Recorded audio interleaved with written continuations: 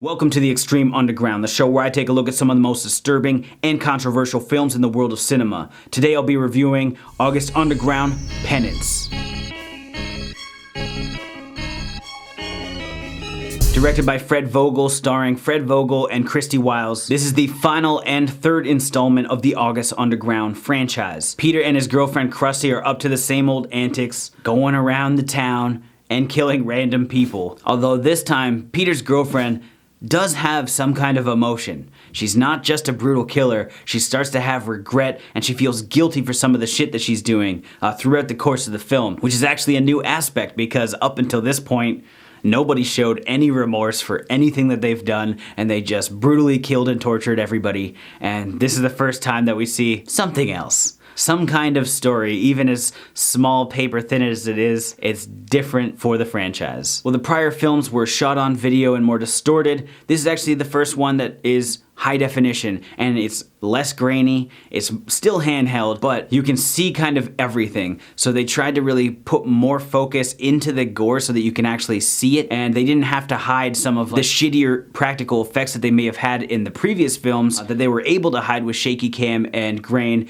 This one they were able to showcase some absolutely disgusting stuff. Yes, once again, this review is probably going to be filled with a lot of gross and disgusting and, you know, words like that. Actually, probably just those two words. Fred Vogel definitely showcases his practical effects very well. The budget of this film is significantly higher than the previous two entries combined, and it shows because things are disgusting. There are definitely some shock moments, specifically when a pregnant woman has her baby ripped out of her stomach, or another person is disemboweled with their realistic guts. They look like they're legit. I don't think they're practical effects. I think they're actual meat. And they have like an air pump going through it so that they're kind of fluttering, like as if gases were coming out, and it's super realistic and disgusting.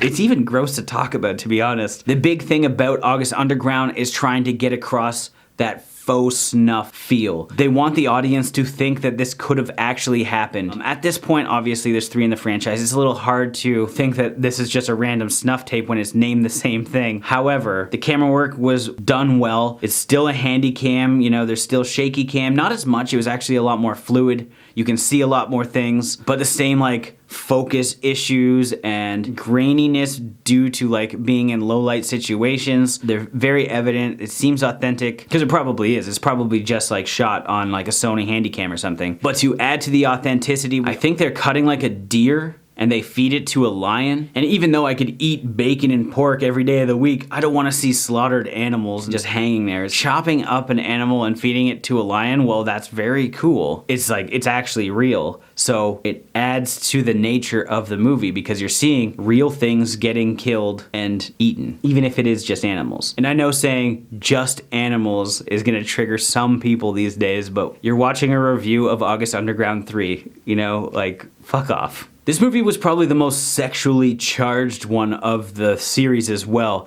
because there's a lot more rape. Like Fred rapes more people, and it just seems a little bit more vulgar than the prior entries. I mean, number 2 did have some of this kind of stuff, but this was like closer. Maybe it was because you can actually see it. It'll make people a little bit uneasy, especially if you're watching this with your parents. There's not a lot to say. I mean, this movie just has like a bunch of fucked up situations, including killing a family on Christmas and like having a child involved. And I wasn't sure if it was like a child actor or not, or if it was like a woman who was just smaller that could have been acting like a child. But I felt like they were getting like abused for real, and I was like what the hell's going on here? And hey, that helped sell the movie. That being said, once again, my number 1 complaint has to be Fred Vogel's acting. It takes me out of the movie from something that's supposed to be an authentic portrayal of like a snuff tape. And while I like Krusty at times because she was like putting on like more emotions, and I think like adding emotions to the character is fine, I just don't think that they were done well because I don't think she's a great actor either. You sloppy, ugly motherfucker! You're ugly, ugly, ugly piece of fucking slime shit! She doesn't know what she's talking about. So you have like a forced storyline all of a sudden in the 3rd entry to a trilogy where she's like really upset at the shit that she's done, even though she continues to torture and kill people. She's feeling super bad about it, but I don't think she really got that across very well. Like, you can see her sulking and hating herself, but it just seems so phoned in. It took me out of the movie, and I do think that this movie is probably the weakest in the franchise, despite having a decent amount of gore. All in all, if you've seen the first two August Undergrounds, you may as well watch this. It does have some better practical effects than we've seen from the series, mainly because we can actually see them now. You can tell that a lot of went into making things just gross and shocking and disgusting. So they definitely nailed that. But unfortunately, again, like, the lack of a story and even this little bit of like emotional character development for Krusty seemed very unnatural, and I felt like the rest of the acting was just very fake. Hit him too hard. I hit him too hard. I hit him too hard. You either nail it or you don't, and I don't think they did in this one, and I think this is the weakest entry in the franchise, so I'm giving this one I love you ketchup tag out of 5. As always, thank you for watching. Like this video and comment below with your thoughts on the film if you've seen it. If you haven't and you do want to check it out, there are links in the description where you can find it. If this is your first time here, make sure you subscribe to the channel, stay updated with everything Bloodbath and beyond.